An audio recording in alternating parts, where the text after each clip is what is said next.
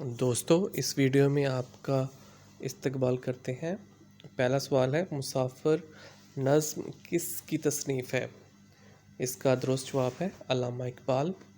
سوال نمبر 2، میرے دل میرے مسافر کس کی تخلیق ہے؟ اس کا جواب ہے فیض۔ پلاٹ کی کتنی قسمیں اقسام ہیں؟ اس کا جواب ہے 2۔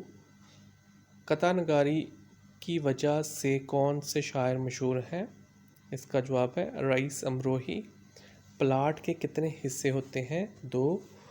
در و دیوار کس کا افسانہ ہے؟ اس کا جواب ہے احمد ندیم قاسمی۔ قتیل شفاعی کا اصل نام کیا تھا؟ اورنگزیب۔ ڈرامے میں کتنی وحدتیں ہوتی ہیں؟ اس کا جواب ہے 3۔ ارسطو کے بقول ڈرامے میں کتنے اجزاء ہونے چاہئیں؟ اس کا جواب ہے 6۔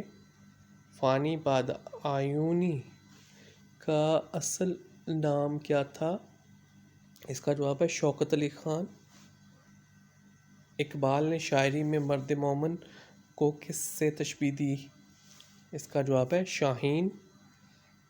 ایسی نظم جس میں ہر شعر کا الگ الگ قافیہ ہو وہ مثنوی کہلاتی ہے۔ لفظ ڈرامے کا معنی کیا ہے؟